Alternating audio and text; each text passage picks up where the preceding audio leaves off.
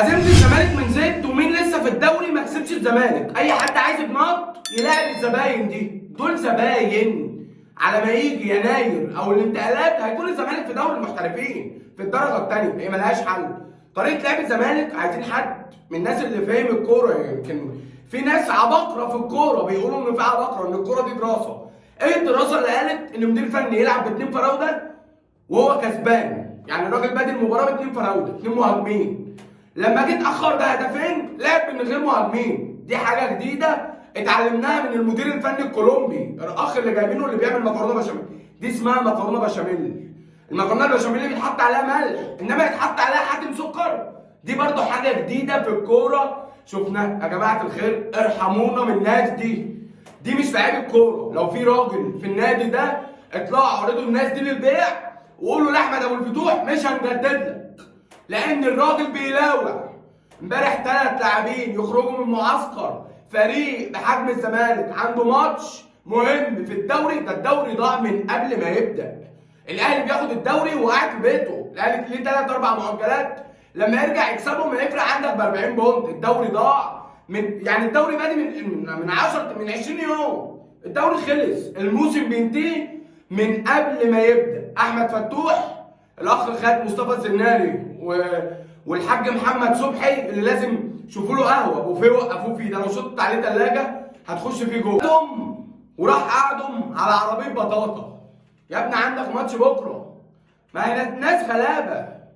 اصل هنجدد، اصل هيروح الاهلي. هو اما لعب يوم انبي ايه اللي حصل يعني؟ ايه اللي جرى لما فتوح لعب يوم انبي يعني؟ هل جديد؟ ما الزمالك انقلب. يا عم اعرضوهم للبيع، قولوا لهم معناش فلوس. يا ابني اللي عايز يمشي. والاخ ابراهيم انضاي حد يعدل له بقه. ده مش لعيب الكوره. اقسم لك بالله، اقسم لكم بالله اللي في الزمالك ما لعيب الكوره. دول اللي يشوفهم ما لعبوش كوره قبل كده.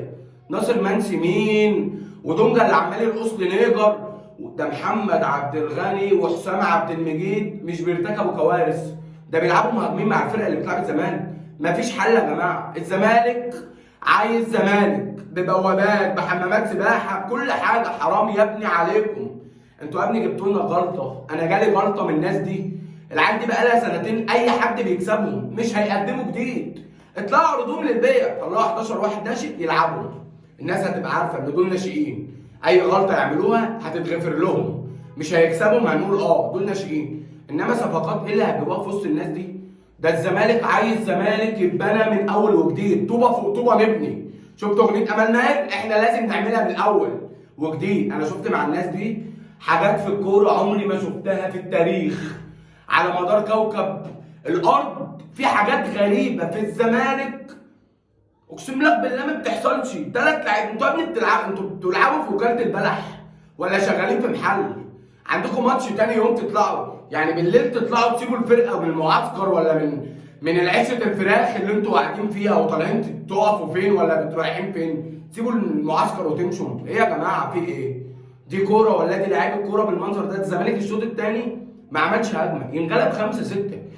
مطمع الزمالك، مطمع لاي حد. ده مجدي عبد العاطي 1-1 وبيهاجم الزمالك، بيطلع شادي حسين وبينزل ديلسون كاموني اللي جاب الجون الثاني ده، وبينزل لعيب كمان مهاجم. مطمع. مش هيلاقي اسهل من دول في الدوري. بلديه المحله اقوى من الزمالك، المقاولين اقوى من الزمالك، سموحه اللي ملمش بونت اقوى من الزمالك. مفيش. الزمالك لا حياه لمن تنادي. لعيبه بتلعب بمشاعر الناس. عما يبقى في فلوس تلاقيهم نازلين مموتين نفسهم. مفيش فلوس بيبانوا لك ان هم عاملين زي كرة البط كده، مش قادرين يتحركوا كأن في رجلهم في رمل. يا عم ارحمونا واعرضوهم للبيع. مشوا الناس دي كلها وما تقعدوش تقولوا اصل فتوح رايح الاهلي، اصل فتوح مش خلاص. اللي عايز يا جماعه يروح، الباب مفتوح. مش هنجدد لحد، مش هنجدد لحد. خليكوا رجاله واطلعوا اعرضوا شويه التحف دي. مشوهم افسخوا عقودهم. هو انا مش فاهم هيحصل ايه؟ بيلعبوا وبنخسر. يعني اللعيبه دي بتلعب والزمالك بيخسر، ما بيجدش جديد. لاعبين 6 ماتشات عندهم 8 بونت. فرقه هتنافس على الهبوط. الدور الاولاني على ما يخلص هتلاقي فرقه بتنافس على الهبوط. ماتش بيراميدز في الكاس هيخرجوا، هنقول ايه؟ اصل احنا مستنيين يناير عشان الصفقات. اعمل زي ما الاهلي عمل، المعلمين بتاعت الفرقه مشاهم عبد الله ورمضان ولم البشكه دي كلها واحمد فتحي واكرامي. ما هم دي بشكه في الزمالك، بس الفرق هنا ما بيعرفوش يلعبوا كوره. كل ما حد يكلمك اصل انا جاي لي عرض من الاهلي، يا عم روح، ما انت بتلعب وبنتغلب، وانا عايز 40 وانا عايز 50، ده انتوا عايزين 50 قلم على وشكم كلكم. الزمالك ما فيهوش ولا لعيب بيعرف يلعب كوره من خط الظهر وخط والنص الملعب والخط اللي قداماني، والراجل بيلعب لي زيزو مهاجم. يا عم مشوا الراجل ده، يا عم مشوا الراجل ابو حله ده، قولوا له ارجع كولومبيا يا عم، اقعد في بيتك ربي عيالك.